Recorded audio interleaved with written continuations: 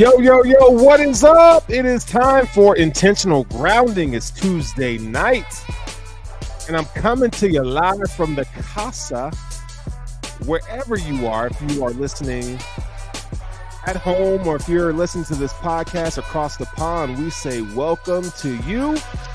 I'm your host, Sterls, and I am joined by my co-host, Rob Tagilio. What's good, brother? What the hell is going on over yonder, bro? You good over there? No, I mean, listen, I'm fine. Are you though? Bills, not so fine. We're gonna talk about that tonight. Unfortunately, We're gonna get into our thoughts on the game, and you said you had some secret stuff that you wanted to throw. You know, I was a little scared at first. You know, you got secret stuff you want to talk about that you want to share with everybody. Dog, we don't have to.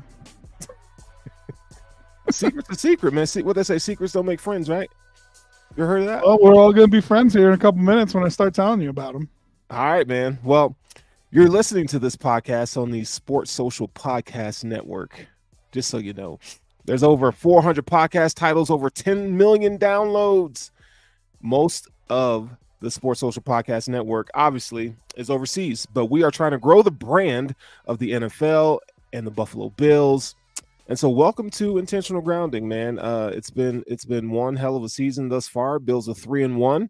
We are all alive and well, and to you and your family, whatever you guys are doing tonight, welcome, man. Boy, you know, a week like this, I just don't know where to start.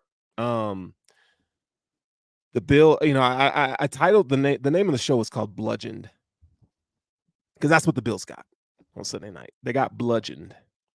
They didn't get P. Diddy'd. They got bludgeoned. Yeah, I said that. Right? I just went there. A little aggressive. Not gonna lie to you. Dog. Aggressive. That's how aggressive it was. It was on Sunday night. It was pretty bad. I mean, I don't know if you can. If you said, hey, give me the worst case scenario without anyone getting injured, what's the worst case scenario? I would say I'd pick that. But didn't we know that's exactly what was going to happen? Isn't that one of the things that's most disappointing about what happened? Is that exactly what we thought could happen happened? That people who get paid to think about what's going to happen didn't think about the same things we thought about, and then those things happened in that part. In that part of what is so. I mean, we're no football prophets, but I mean, we kind of not too bad at some of this stuff, you know. Not too bad. Yeah, I mean, you're right. Like the fear came alive. The beast was alive. Like, I don't know about you, man, but first play, 87-yard touchdown. Untouched. I don't know if you felt this, but I was like, yeah, this is going to be a long night. No, because we have a rule. We don't freak out on first drive touchdowns. The Bills always give them up. Always. This is a different instance. Well, it was not like that. Not like that. It was different. It was different this time. You're absolutely right. But I forced myself not to freak out because of that rule. And man, did it just feel like you kept getting punched in the gut play after play for the rest of that. So at what point did you start freaking out? What point did I start freaking out? I started freaking out when they kicked a field goal, got a stop. No, they scored another touchdown, and then they didn't answer with a score. That's when I started freaking out. But listen, we talked about this last week. I'll say it again. I'll start here because there's a million things to talk bad about that game, and there's some things to talk good about that game. But at the end of the day, that is a team, both offensively and defensively, but specifically on offense, that is designed to defeat the style of defense that you play. Right. And then on top of that, your injuries and some of your offseason decision-making reared its head, and you had No answer for it. So, I mean, we talked about the line, man. It stunk. It smelled fishy. And that's exactly what it was. It's exactly what it was. It was a team that was designed to beat you, Yeah, I mean, seeing the amount of light boxes and the run game fits not being properly filled, bruh. I mean, it's just like I'm not taking anything away from the Ravens, but the way they beat the Bills, it's like, come on, Buffalo, like do your part. You know what I mean? Guys lining up, wrong gaps. I mean, it's just like, you got dang it, bro, you got out coached, big time. But like we said, man, you're down your 2 linebackers. One of them is your captain. I think either of them could have been the play caller, but the way that the injuries happened, it was TV. Yep. You lose your safety nets in the back, who are your eyes on everybody, and say, hey, we're missing a gap, we're missing an assignment, we're not in the right spot. That matters. I mean, Peyton Manning is the one who really drove it home for me when he said, you don't really make adjustments at halftime, you make adjustments on the sideline. And the way that you do that is you have guys like Poyer and Hyde come to the sideline and say, you are in the wrong freaking gap. That is not how you fit that. And it's important to have guys that can say that on the field. And so not only do they not have the guys who could call the defense, they also didn't have the guys who could see that there was a problem and help fix it, much less get them lined up in the right spot before there was a problem. Yeah. So I just think it all kind of came to a head. Yeah, I mean, it's like sometimes in these moments you want, I think I tend to want to, like, I want answers. Like I want to know who am I pointing the finger at today? Because to me, regardless of mismatched personnel, like obviously this wasn't a game where, like you said, the Bills didn't match up well with the Ravens, but at least put up a fight. And I didn't get that. I mean, they were smacked around on both sides of the ball. I'm going to stop you. Yeah. I'm going to stop you. Go ahead. Because when it was 21-10 and the Bills drove it 45 yards down the field and they had just hit a couple big plays, Allen hits a 20-yard pass to start that drive. You get 3-4 runs in a row. They're going downhill right up the middle of the defense. You found it, right? You broke them loose. You made them fear your passing game a little bit. All of a sudden, you're getting a light box. All of a sudden, you're running James Cook. All of a sudden, your offensive linemen are road grading a little bit. Don't tell me they didn't fight back. They scored a touchdown on that drive. You could already see John Harbaugh sweating. So don't tell me they didn't fight back. Man, I mean, we could look at one moment and go, okay, yeah, they fought back a little bit, but I mean, that pass play, I mean, everybody's talking about it. I mean, that was just atrocious. That, again, who am I pointing the finger at today? All right. I mean, it's not the style of, I mean, trick plays, like it was cute when Dayball was there, just because Josh Allen was so young, trying to figure everything out. He needed some help. But what's the point now? Well, why call a trick play? Why? If it worked, it led every highlight package. Sure, but it didn't. And you got your quarterback killed on that, just about. He also didn't run the play properly. No. I don't know what Curtis Samuel was doing. You see him try to block Kyle Vanoy backside? Whiffed. Both of them. I mean, listen, he's supposed to end up back behind the offensive lineman. There's no way he's supposed to end up in the corner like that. It's supposed to be a reverse. He's supposed to end up back behind the offensive lineman as if he was in the pocket. And for some reason, he stops because he sees that penetration, does not try to run to the right. Josh, hello. Right? And puts himself in a position where those guys are barreling down on him. I mean, it was bad all the way around. It was a bad call. I wouldn't have called it. I didn't like it. But I also am not going to crucify him for it. But it was a bad call. It was really bad execution. And your offensive line struggled several times throughout the day. So, I mean, just overall, it was not good. Yeah, I mean, you had. I mean, there's not much bright spots to point at, and I don't. The thing is, I don't want to come in here just negative, right? But I want to be honest about what we saw, I right? got some And for you. and make sense of it. Go ahead. I think there are positives to take out of that game. Mhm. There's therapy going on tonight, y'all. Some therapy. I I think there definitely need are. it. I I think there mean, are positives to come out of that game. We should talk about the negatives first because okay, they're all far right. more multiple, and it's important to discuss the things that are your flaws. But Defensive there's line. Let's start positives. there. Let's start with the defensive line. Awful. Ed Oliver, man. I mean, it's like they baited you. They baited you to come upfield and wham blocks to guys just running right through the A gap unscathed while you pursue upfield. I mean, Yeah, after the first time, I'm like, okay, yeah. But like it kept happening. Like, bro, like, come on, dude. and I think it's interesting to talk about if you can do this. He needs to come into that game with a different mindset. Yeah, I don't. I know what I paid you for. I know what you're good at. I don't need you to do what you're best at right now, right. which is penetrating. I need you to play defensive tackle right now Big time. because you are one of the few guys on that field that can tackle the behemoth who's running Mm, downhill at you yeah. and make him feel it too. So I need you to use your athletic freak show body to slam into another 300-pound dude and give him a piece of your freaking mind.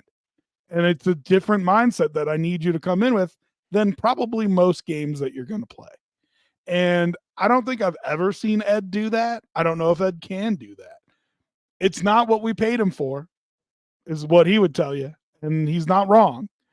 But also, if you're playing the position, I need you to play the position. Yeah. Yeah. Daquan Jones is another one. I mean, they're both ineffective. I mean, I felt like the Ravens uh middle three, they really controlled the tempo um of that offense with their dominating play. I mean, the Bills really had no answer. Um I mean it was good coaching, man. It really was good coaching. I think they took what they knew what the Bills were good at. They knew, Don't give them too much credit though. I That's what have the to. Ravens want to do every week. So they did what they want to do, right? Sure. Yes, obviously it was a weak point of the Bills defense, but they didn't make some fantastic game plan. They did exactly what we knew they were going to do. That's why it's disappointing on our coaches' end. Yeah. I mean, there was just no answer. I mean, to me, it was just. I said this before. You know, it really does feel like the way the Bills lost this game felt very reminiscent of how the Bills lose in the postseason. Outmatched. Like, but the defense just it didn't show up, man. And I'm tired. I'm tired of having those moments. Um, when it matters. Now, obviously, it's not the playoffs. It's week 4 in the season, but come on, man. Mental health guy says, to be fair for Buffalo, pretty much all the good teams outside of the Chiefs and the AFC North usually struggle with the Ravens. Seeing them multiple times a year gives you some outline of how the game is going to go. I mean, he ain't wrong. I mean, but the Chiefs even do struggle with them. The Chiefs have beaten them, yes, but Oh yeah, the the season opener came down to a toe, and the AFC Championship game the year before, nobody was scoring. You know what I mean? Like it's a yeah, what was that? Zay Flowers fumbled on the 5-yard line, 3-yard yep. line, something like Hmm. that. So even the Chiefs struggle with them. They're a good team. There's no shame in struggling with that team. The shame, I think, comes from walking in there with your two coordinators and not being prepared for what they were going to do because they didn't Right. do anything that they don't regularly do. There was no surprises, and they just dominated you. Yeah, it's pretty bad. It's pretty bad. Um, Linebacker. Um, they're small, man. We saw them get exposed a little bit. We saw Dorian Williams get torched on a wheel route by Justice Hill. I mean, ain't much he can do there, really. Like, and Balin Spector. I mean, these linebackers, the way they use play action was great. It was a good blend of play, even though they didn't pass the ball a lot, but they definitely kept these Bills linebackers on their heels. And then when they did throw, the middle of the field's wide open all night. Here's the thing though, like when you lack playmaking at the linebacker level, you have to make up for it at the other two levels. Yeah. And our corners, I mean, it wasn't their game, right? It wasn't the game for them to do something. They were fine. But the safeties needed to make some plays. Yep. Covering tight ends. Right. And in the passing game. And the defensive line needed to make some plays. Controlling the run, controlling the line of scrimmage. And that's how you cover up for not having playmakers at the linebacker spot. Yeah. You just have war guys. You just have, wins above replacement 0, right? You just have NFL average players there. And you needed your defensive line to step up and your safeties to step up, and it wasn't happening. Safety. Oh, you're going to get off on this one. I mean, for starters, I'm not a Taylor Rapp fan at all. And I'm not a DeMar Hamlin fan at all. I mean, the amount of light boxes and just having, they did have two high safeties some in this game. I don't know the splits on that, but they probably leaned a little bit more towards 2 high safeties than they did single high. We did see some single high in there, but the amount of light boxes that they put out there, and you invited this Ravens team to just run all over you. And I don't feel like you got any help from the safety position at all. DeMar Hamlin, I think he's slow anyways. I think he's decent at run support, but he got blown off a few times. Cole Bishop, I mean, he wasn't a net negative, but right. He's a rookie, so I'm even throwing in there. I can't be mad at him, but Taylor Rapp, he gets on my nerves all the time. He does, dude. This guy just he's like a chicken with his head cut off. He flies around, that's great, but like what they say, like empty calories. That's what he is.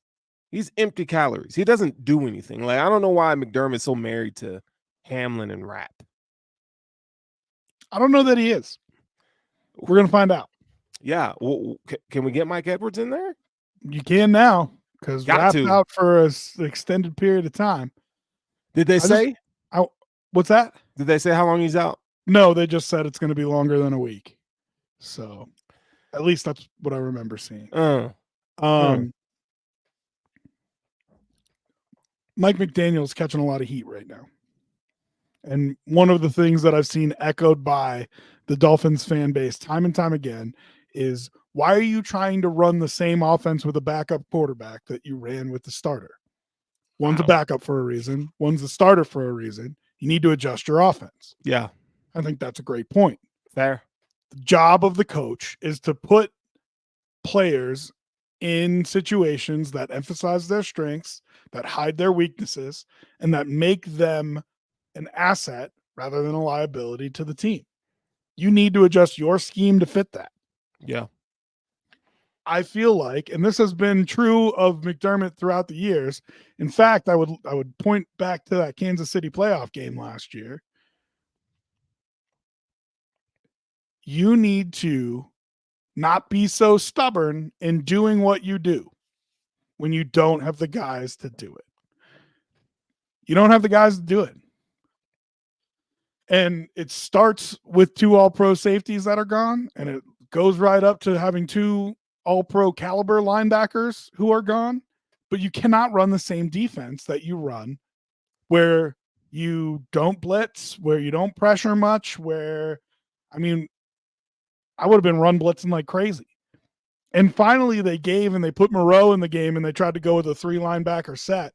But guess what? It was not Taron Johnson that was in before that. Yeah. Right? So if you don't have Taron Johnson on the field, stop playing nickel. Okay? Cam Lewis is not Taron Johnson. I don't think they know how to not play nickel. But that's what I'm saying. You know what I mean? Like it is on the coach to put them in the best situation possible. Now, is that Babich? Is that McDermott? I mean, clearly they had a package built that was a heavy package for that. That's why Moreau came in. I get it. It's your base defense. Should be no problem for you to run. Now I get it. Their base is really the nickel. But right. It shouldn't be a question of how to play a 4-3. You should be able to figure it out. And it just seemed like they came in and were like, oh man, they're going to play with 12 personnel and slam it down our throat. No way. And that is the real misgiving to me, man. is that you seemed like you were caught off guard by them doing exactly what they do. Yeah. Is it?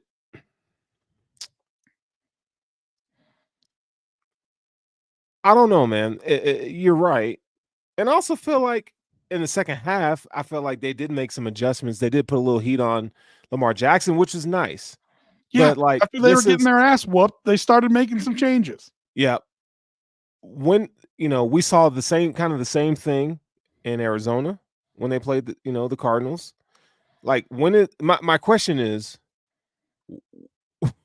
when is it gonna when you're gonna come out and just have that, start doing that, set the tone when you have some better players. And that's the thing, right? So whether you want to shuffle the deck at safety and see if somebody like Cole Bishop or somebody like Mike Edwards gives you better options for what defenses you want to run, or you alter your schemes to make sure that it fits the players that you have there better, regardless of whatever it is, you need to make some changes. Yeah. Personnel or scheme. Are they capable of that though? Yes. Like even without the players, they start doing the second half. Give Sean McDermott some credit here. The dude is a freak defensive mind. But he ain't the one calling this. He's not the one orchestrating the defense right now. And for the week of practice, guess what? It's not going to be him calling. It's not about calling the defense. It's about setting up a game plan that fits. Now, we need to get to this week's game plan at some point, but I'm just saying, when you're talking about making changes, again, in game, Sean McDermott really has trouble with that, because normally he's the one calling the defense and he can call it so well that it's not a problem. Right. We've seen that for 5 years, right? Mm-hmm. But outside of the game planning during the week, come on, man, there's not many better. Defensively, I would challenge you to tell me how many defensive game planners in the league are better than Sean McDermott. Not 5. I don't think there's 5 better than him. Okay. So yeah, no, I'm not concerned. And whether it's he makes some shuffles in personnel, so Bobby Babich can call it the way he wants, or he tells Bobby Babich, this is what you're going to start calling because this is what our guys are good at. Either way, I trust him to make the adjustments. Yeah. Ooh. Yeah, I don't know, man. And again, it's like, I don't want to get carried away because it is the Ravens. Again, we talked about this earlier. There's not many teams that can replicate that in the league. Maybe 3, right? In terms of the power, I mean, they are one of one. Yeah. But running the ball and attacking the middle of the defense like that, there's 3 to 5 teams that can really do that. I mean, there's not, so it's not like, you have to redo the entire script here. Yeah. But I don't know, man. I guess it's being victim of the past. And again, this is not the playoffs, but I just don't want that kind of thing that we just saw on Sunday night to be the playoffs. You know what I mean? Remember, it's your rebuild year. It is. To that point, you want to talk about the offense quick before I lift you up here and we talk about some positive? Yeah, let's talk about the offense. I feel like the Ravens set the tone early. They were aggressive with Josh Allen. Great game plan. I think Josh played okay. I think he did what he could. They were outmatched. I mean, you got physical corners and you got a receiving core that I still think they're trying to figure out how to be effective separating. I don't think we have. I don't think they're this season have been great at separating. They've been schemed open, but one on one, they're gonna have to find some answers there. But again, when you're playing behind like that, it lends itself to where your coverage shells and how you attack an offense is a little different. So again, they were, I can't be too mad, but man, there were drop passes that need to be discussed on that first drive. You talk about Dalton Kincaid missed one. Part of that's on Josh. Part of that's on Kincaid. Coleman You had a are big drop. a professional pass catcher. If you touch it, you catch it. You got to catch it. You got to catch it. And it kind of reminds me of the Chiefs of the last 2 years. Just they don't have the horses on at the receiving core. You got guys that are going to drop passes, and how you move forward from there is tough. Key moments, guys letting you down, and I think that's the thing that hamstrung the Bills. Josh needs a little bit more help, man. Yeah, I mean, we've seen this happen before, and it's okay that it does. Like, you sputter. He didn't start strong. Thought he finished strong. I mean, watching him kind of catch a groove there and find it. I felt like you get a couple stops. He can score, and you got cute. I think it cost you. Yeah, but Allen doesn't have anybody to help him when it's down like that. They tried to run the ball, they could not because there was no threat in the passing game. And what happened on those drives where it started working? Allen connects on a couple 15, 20-yard passes. You hit a bomb to Shakir, you score. He hits another 20-yard pass to start the next drive. All of a sudden, what opens up? James Cook up the middle. Yeah. Offensive line starts moving forward, starts moving bodies, right? All of a sudden, you start running the ball. I mean, it was there. It was there for the taking. And Josh isn't always going to come out on fire. No. And so you've got to find somebody else that's going to help when he's not. And Dalton Kincaid dropping that ball is not that. No. Offensive line not being able to make holes for James Cook to run the ball, not that. Right? Like, you needed somebody else to help him. Yeah, the offensive line was bad. We talk about that middle three of the offensive line. They were bad. Osiris Torrance has been the weakest link on the offensive line this season. I don't think we're talking about that enough. I do think that there's something to be. I don't think you're wrong, but I also don't think it's not all his fault. It's not all his fault. I do feel like having a new center doesn't the chemistry there it's not there yet. So I think that hinders him.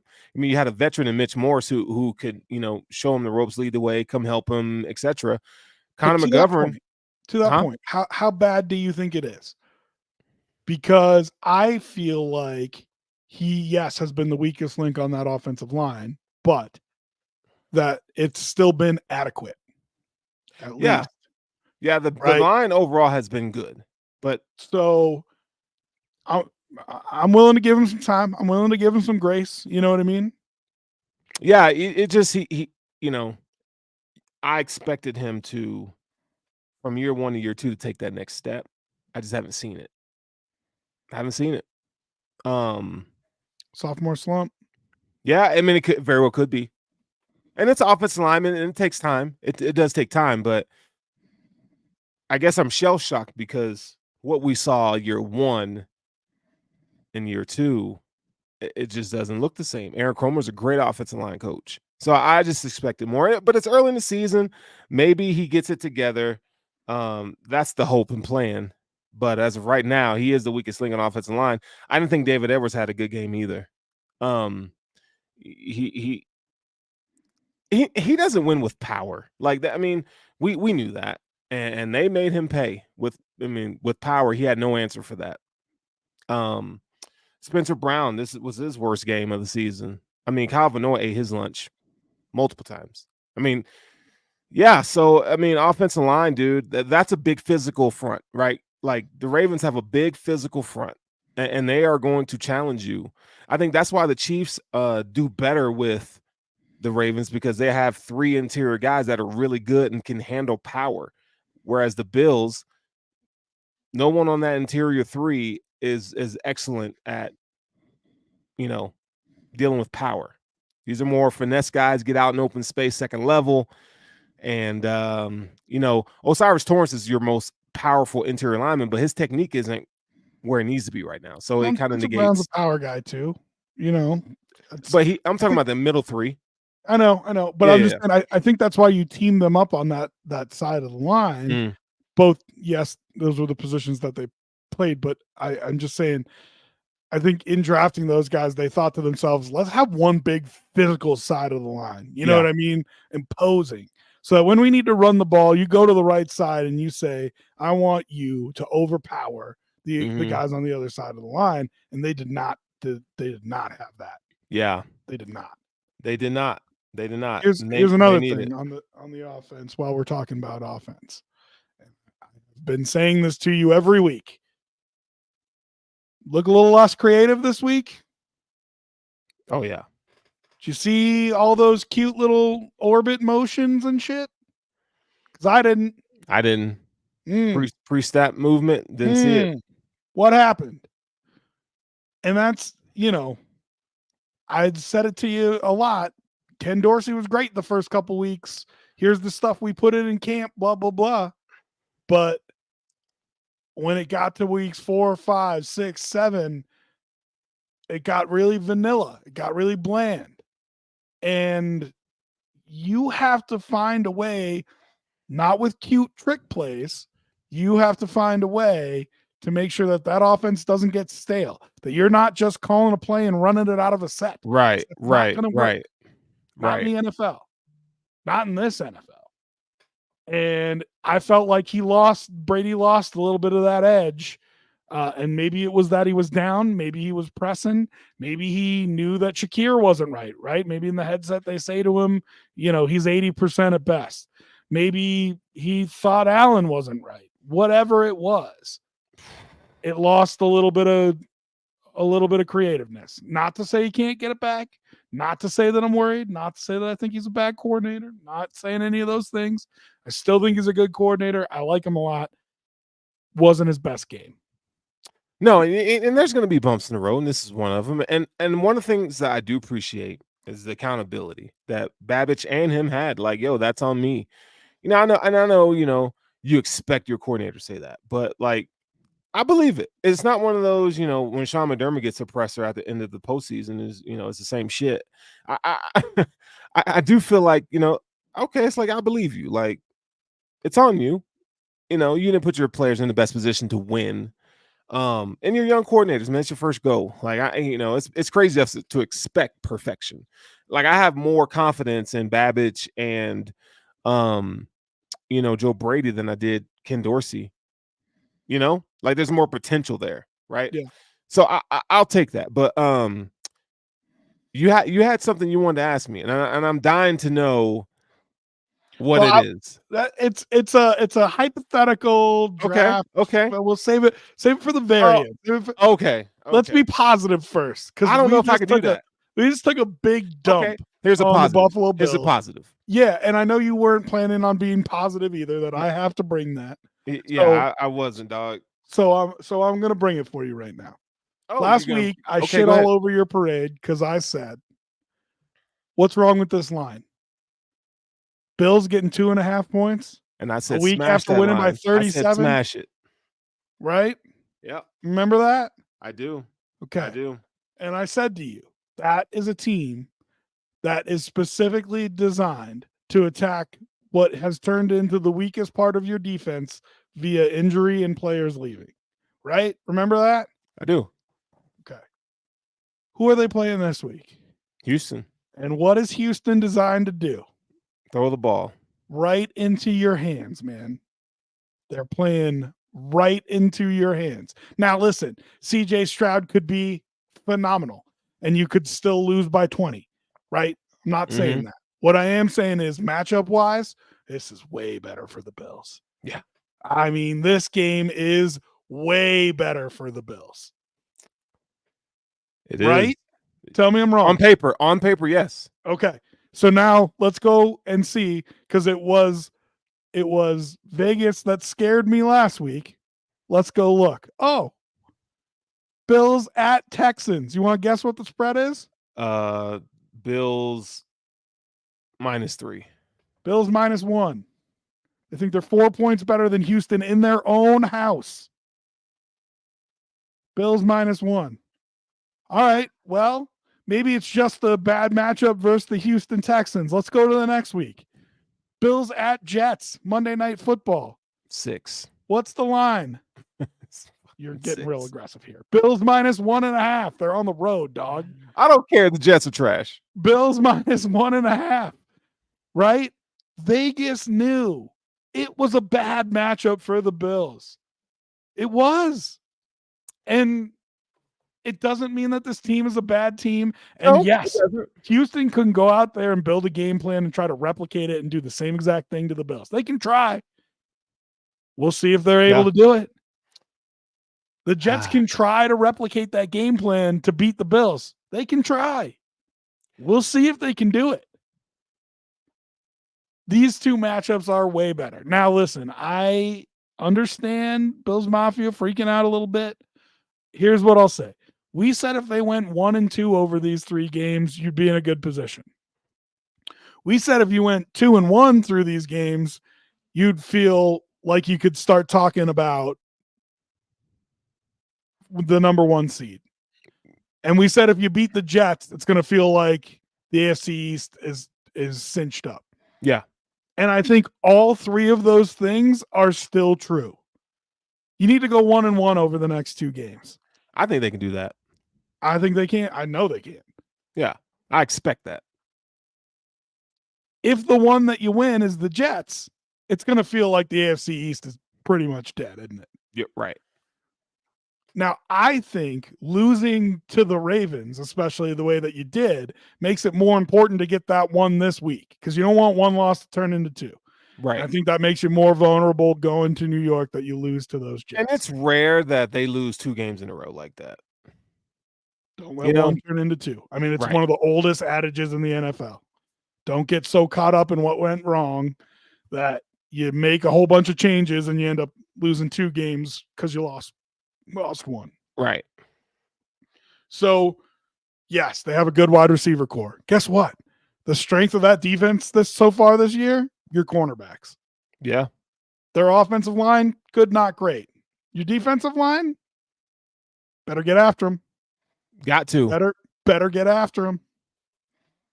And you got to trust that those 4 guys, Balin Spector, Dorian Williams, maybe Terrell Bernard, and whoever plays safety for you, DeMar Hamlin and Cole Bishop, Mike Edwards, whoever those 4 guys are, you got to trust them to be better than their defensive, than their running backs and their tight ends. And I think you can. I have more hope for Cole Bishop just because I know what his playmaking potential is. You know what I mean? I just think he just got to get his feet wet. You know, he's the future at safety. Will Anderson's good. Don't get me wrong. He's good. Don't get me wrong. But can our offensive line handle that? Yeah, they can. Yeah, they can. Stingley's a good corner.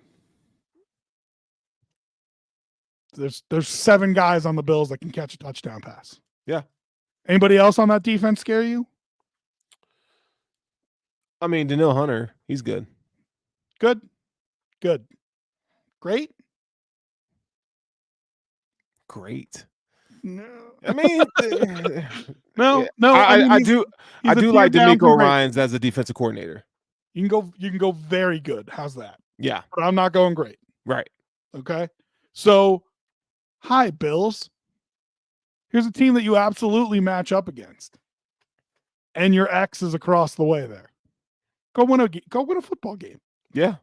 It'll feel very different. I mean, they're going to be motivated. Not that they need motivation, but I think there's going to be a little extra juice in the building. I think there's going to be extra juice for 17.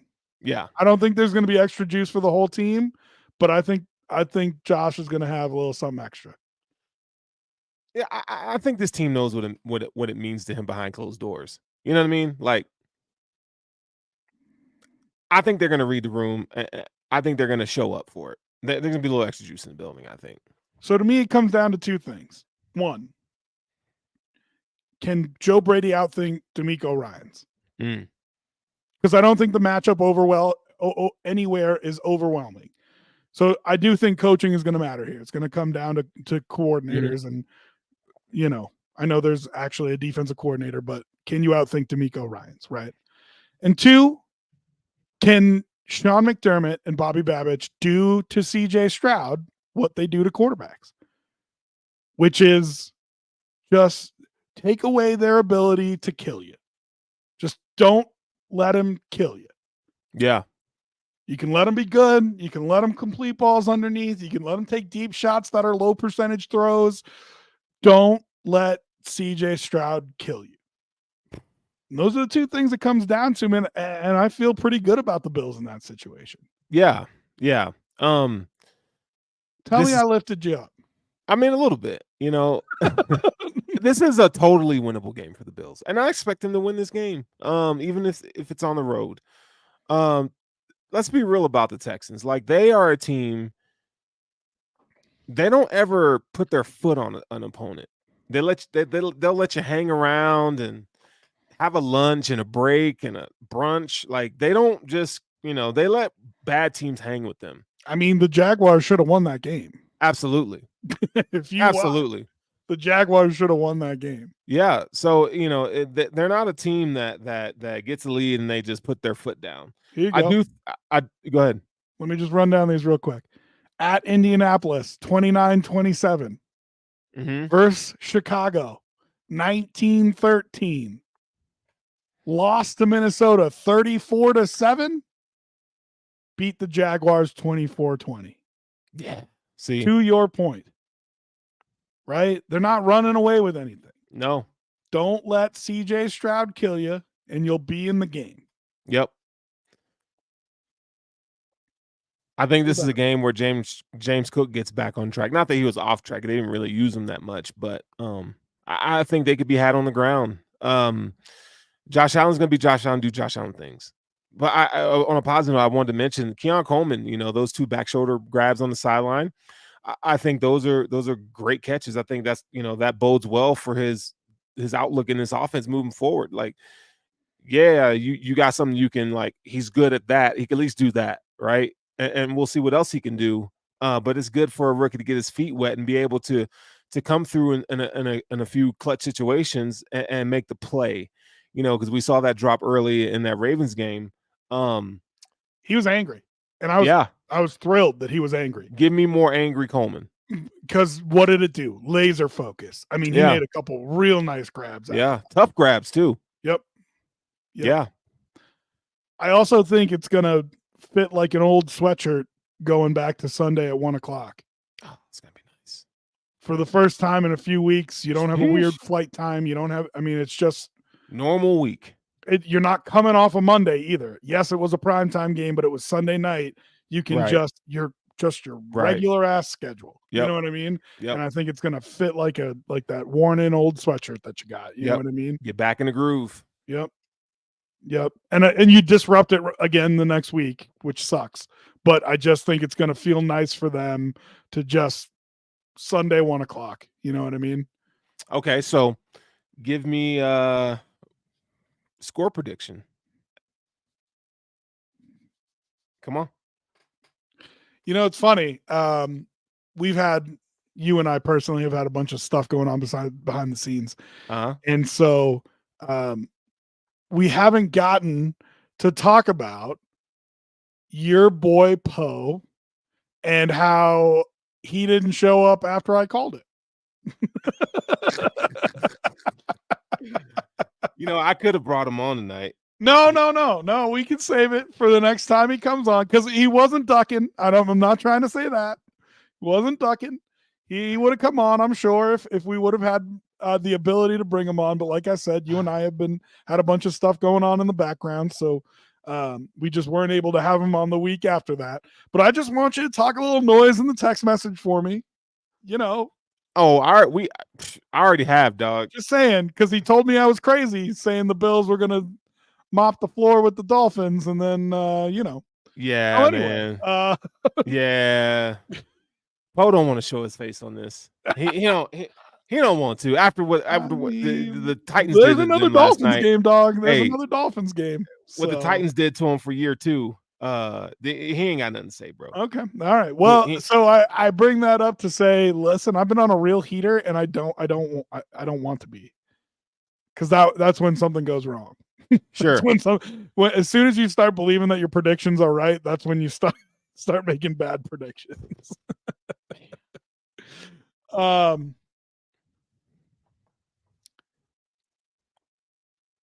I think that this game, if you remove the Diggs stuff, would mean a whole lot more to Houston than it does to Buffalo. It's a home game. It's a team that has been at the top of the conference every year for the last 5 years. Yep. And I think they would very much want to come out and prove that they were among the elites in the AFC by beating the Bills. Oh, but yeah. This is where I think two things matter. One, you're going to get an angry Bills team, and they are not going to like getting embarrassed on primetime TV last week. And guess who gets to catch the blunt end of that? It's going to be the Houston Texans. Yeah. And I think, yes, Josh is going to have a little something extra for Stephon Diggs across the way. Hey, man. Gonna have a little extra Haley Steinfeld just mixed in there just to prove his ex. You wish you were still here. You really do.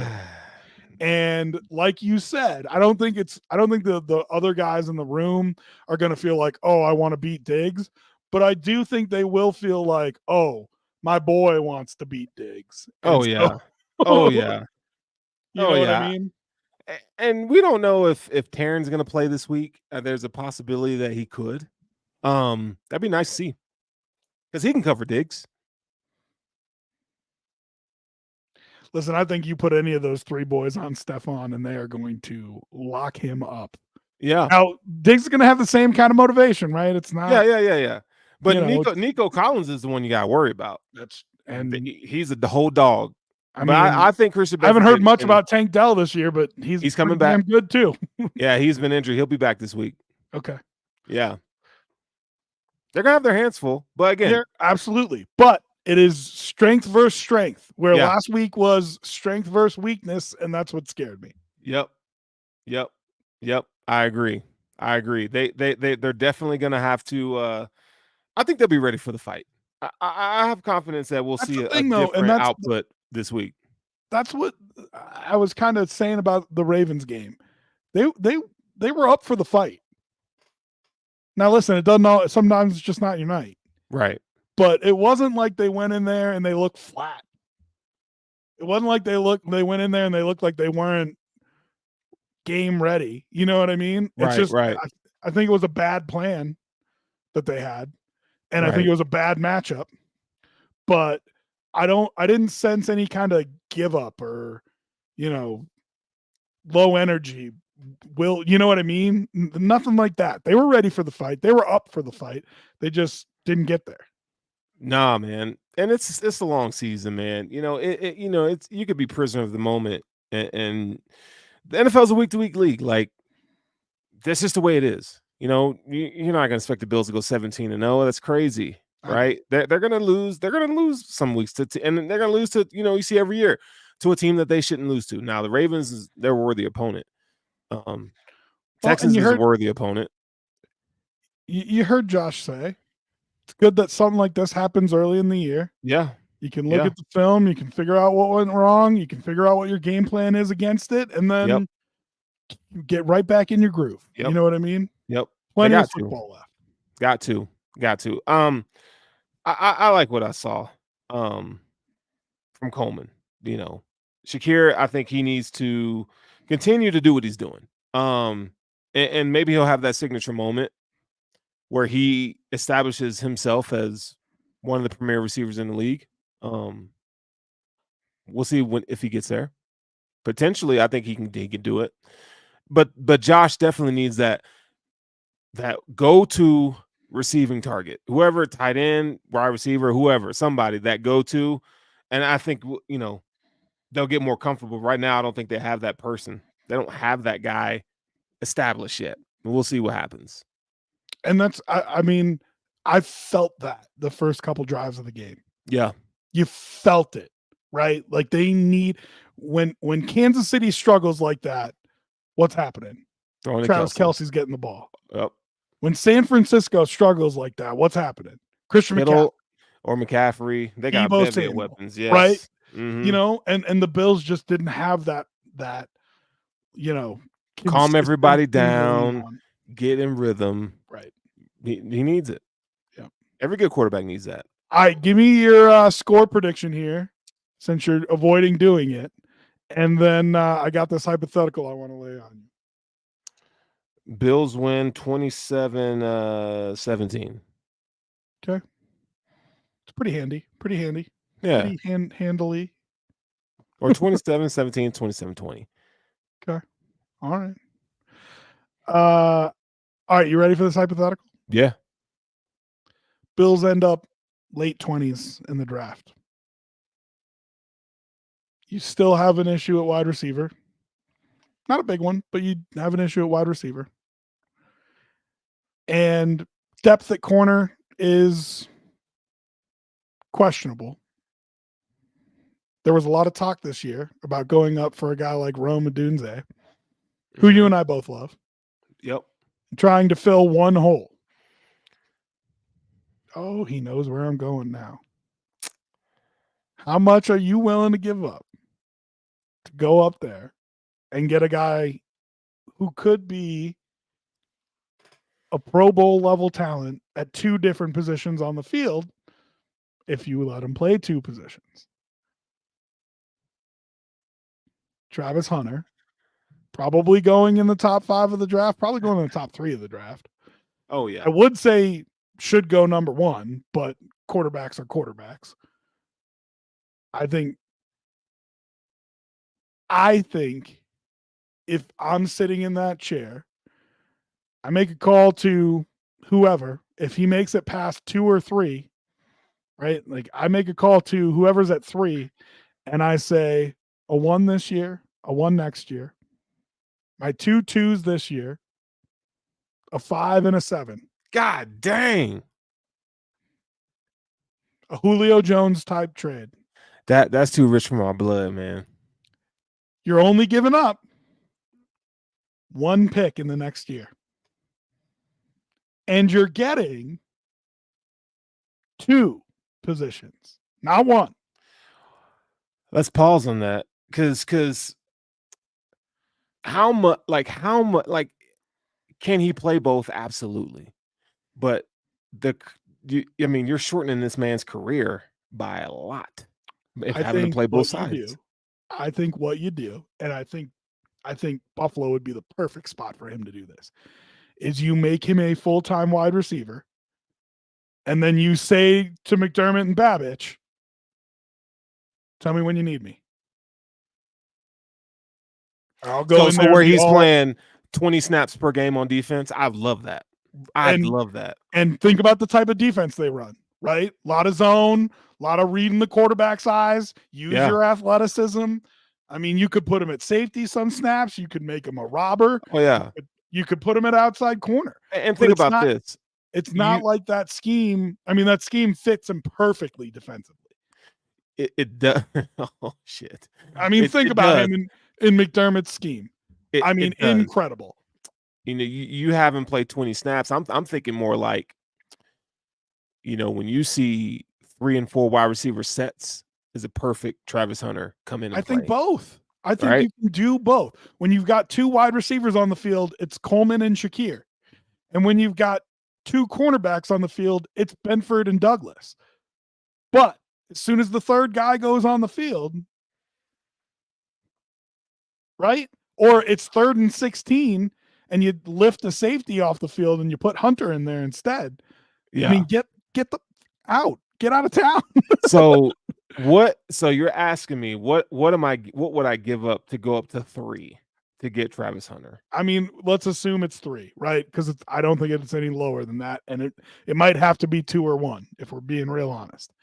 And we've seen teams move up a large number of spots by giving up 3 first-round picks. I personally wouldn't give up 3 first-round picks. No, that's a little rich for our blood. But I do have 2 2s this year. So you're saying I would give up, especially if my future drafts are only impacted by giving up 1 first-round pick. I would give up a 1, 2 2s and change, 5 and a 7, something like that. And then a 1 in next year's draft to go get a guy who, I mean, let's be honest, he could be a once-in-a-generation type player. And unlike a quarterback, you know what? Unlike a quarterback that you put on a bad team and hope grows, that's the kind of talent that you want to put on a good team. You don't want him having to make every play, having to play every snap because your roster is such crap that you don't have anybody else. Yeah. I mean, I'd do it. I'd do it. I'd do it in a heartbeat. I'd do it in a heartbeat. I'd consider 3 2s for it. I mean, listen, the Bills, they're going to have cap space this upcoming season. So they can, what they lack in draft picks, let's say, to make this trade, they can supplement that by adding good free agent pickups. You know what I'm saying? And how about this? I mean, let's talk about roster size. That doesn't matter in college football. It does in the NFL. You're saving a spot on the 53, 10 and you're rookies saving from this season playing. And you're saving a spot on the game day roster. Yeah. By having a guy that does 2. Yep. I mean, the value of that asset is so much higher because it's something that doesn't exist when you're talking about a finite number of cap dollars, a finite number of spots, a finite number of roster spots. Right. I mean, right. To me, it's almost silly to not go after it. So my guy here, Paperback Paul. Oh boy, here we go. Should the Bills trade for Devontae? It'd be nice, but it's not going to happen. He's an older receiver. He's going to cost money. For the Bills, I mean, you can make a splash, but can we get a younger guy to do this? You know what I mean? Yeah, I mean, how old is he? 30, 31? 32. 32, yeah, see. I would have rather kept Diggs at that point. His salary for this season is $17.5 million, with $13.5 million still owed through the end of the season. He's under contract for 2025 and 2026. His annual salary for those seasons jumps to $36.25 million. That's now listen. This is what's being talked about on Twitter and stuff, and it's absolutely right. The Raiders will need to pick up some of that if they are going to move him for any kind of value. Yeah, ain't nobody doing that. Just like the Bills did for Diggs. The Jets ain't even doing that. I mean, they're dumb enough to pull the trigger, but yeah, I was gonna say. And here's the thing: if you go to, I don't know how much wiggle room is left with Aaron's contract because you move so much in past years. But if you go to Aaron and say, "Can we adjust your deal to fit this?" He will absolutely do it for Devontae. Yeah. Oh yeah, he would. He totally would. He totally would. I don't know, man. That you got me thinking about that Travis Hunter thing. Travis Hunter Bills would be. I mean, it would be incredible. It would be in box office.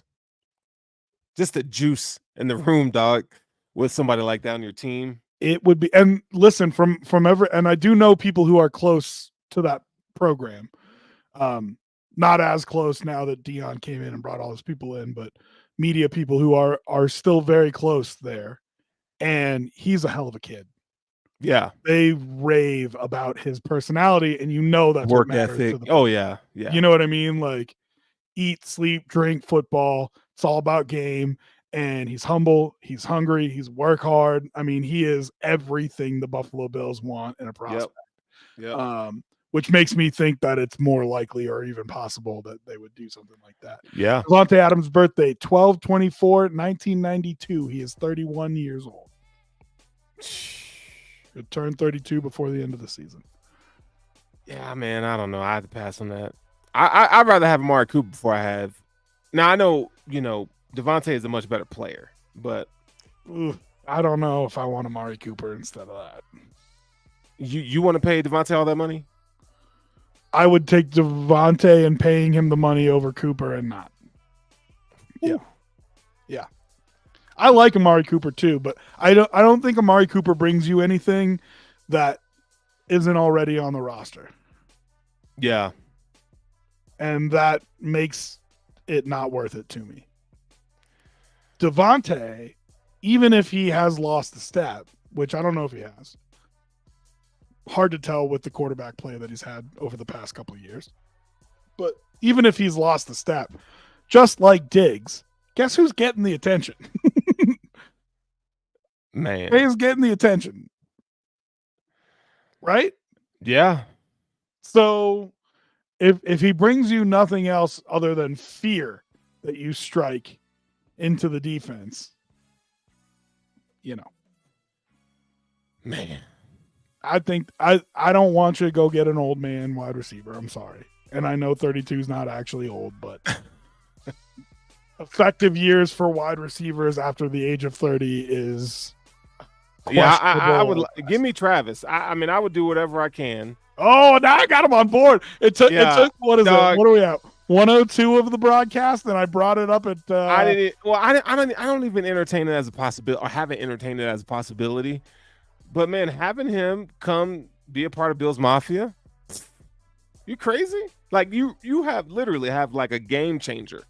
Something you really haven't had. You have a game changer that over the next 5 years, you have cost control of silly putty, of what's the flex seal, right? You having problems in the defensive back end, at safety, at corner, wherever, plug in Travis Hunter. He's going to play mostly defense this year. We'll work him in on offense. He's a dog. Oh, you having trouble making plays at wide receiver? Plug in Travis Hunter. We'll just put him in on third down packages on defense. Like, it's incredible. And the roster flexibility, I mean, you could literally, if you paid him $30 million a year and then said, well, I'm paying a $15 million wide receiver and a $15 million corner. 2 for right? 1. Like, you're saving money. If he's actually a number one wide receiver and he's actually a number one corner, you're saving money. Man, I just want his career to be preserved. Like, get as much out of him as you can, but not overwork him. I trust the Bills to do that, though. Yeah. I really do. I mean, you see how much McDermott rotates, saves legs, veteran rest days, all that kind of stuff. He'd be perfect for his defense. Did you see that pick he had this last week? Did you see it? Yeah, I did see it. You can see from the broadcast angle. You don't even need the all 22. Yeah, abandoned his man in coverage and went and took that ball away in the flat. He's playing zone. He plays 3 guys. Yeah. There are 2 guys going deep. He's got them both covered. That guy leaks out into the flats. Yeah, and man. He puts his foot in the ground and drives on that ball. He's and he different. doesn't even run into the wide receiver because he gets there so freaking early that he can dive and catch the ball without running into the wide. It's incredible. It is Can you imagine him in a zone McDermott defense? When you say it like that, like, I don't think people really understand how special that play was from a processing standpoint. Oh, Trusting your instincts and going downhill. And he covered up those other 2 wide receivers. Yeah. He carried them far enough downfield. Dude, that the quarterback said to himself, I need to throw this in the flat because those 2 guys are covered. And he has the athletic ability to put his foot in the ground and not break it up, not make a tackle, make an interception. Like, it's incredible. Yeah. Travis Hunter he's one of one, dude. I would love to have a Travis Hunter in this squad, man. I mean, everybody would love to have it on squad. Will the Bills do it? No. What's the price you're willing to pay? Yeah. And to me, and if you're just joining us, what I threw out there was, if I told you it was first round this year, your 2 second rounds this year, a 5th and a 7th, plus your first round next year. So you're only affecting one pick in a future draft, which is your first round pick next year. Would you move up and try to get Travis Hunter? Yeah. We've seen people move up from far away for quarterbacks for 3 first round picks. I think that might be a little bit too rich for me. But if they say 3 seconds, I might still do it. I might do a 1 and 3 2s or 2 1s and 3 2s. You have to look at the trade value chart and see what it would cost to get him. Because he's going top 5, no doubt. Niners went from, I think it was like 19 to 3 with Miami to get Trey Lance. Yeah. And that was 3 first round picks. Yeah. So I mean that's the ballpark that you're in. But honestly, to me it would have to be 2 full drafts or 3 first round picks where I start to say maybe too much. Like you could give away the whole draft this year. I would not blink at it. Whew. I don't know about that. I would not. For one player. 2. I can do that. 2 players. 2 players. 2 players. Who's your second one? Travis Hunter. Oh. He plays 2 positions, dog. Dog. It's 2 players. Dog, it's 2 players. It's 2 players. You save a roster spot. You save a game day active spot. You save however many millions of dollars the difference is between what his contract would be versus those 2 players added together. Yeah. For 5 years, you get him under a cost controlled contract. I mean, man, I would not blink at a whole draft. And if the Bills were to draft him, he's got to wear 12. I don't care. He's got to wear number 12. And if that's Jim's number, he's got to wear it, bro. I did not think about that. And that is super interesting. If I spend all that fucking capital on him, you're wearing 12. He's wearing 12. You know Jimbo would say yes. Yeah, for sure. He would say yes, but I don't know that I let him ask. 12. And here's the thing. 12. Shador wears 2, so I always wondered if he actually wanted to wear 2 and instead wore 12 because Shador wears 2. Yeah. I don't know. I don't know. It's interesting. But yeah, I mean, God, him on that team with this coaching staff, the way they play defense, the fact that he would not have to be the guy on offense, right? You can work him in. I mean, yeah, it's fun to dream about it. I mean, and we're still in the thick of this thing. We're in week 5, and we're talking draft. Listen, jumping up from the 32nd pick is going to be a task. Hey, Super Bowl. Okay, Rob. We'll see. All right. Well, this has been a fun discussion. Very fun discussion here. I told you it was going to be fun. Now you're not going to be able to get out of your head for the next 3 days is the problem. No, I'm going to be thinking about it. A lot. Yeah, that's it. That's you got me thinking on that, bro. You got me thinking. I will say this though. Whoever's watching the show tonight, if you haven't followed and subscribed to Intentional Grounding, make sure you do so. Like we need to get these numbers up. All right. And to my friends across the pond, man, thank you for listening, watching. If you're, if you tune in on YouTube or Twitch or any other platform that's streaming this pod right now, we thank you. So with that being said, man, we got a Buffalo Bills game this Sunday at a normal time. So excited for that. The Bills got to get a dub, but you guys got to have it, man. You guys, I got to get over the hump. I got to get over this Ravens loss and move on. And I'm still not there yet, but I will be tomorrow because I'm going to think about Travis Hunter. So no pause, but you know what I mean? And with that being said, Sterling telling us about his wet dreams. Hey, with a go Bills. Pause. Go Bills. And we out of here, man. Peace.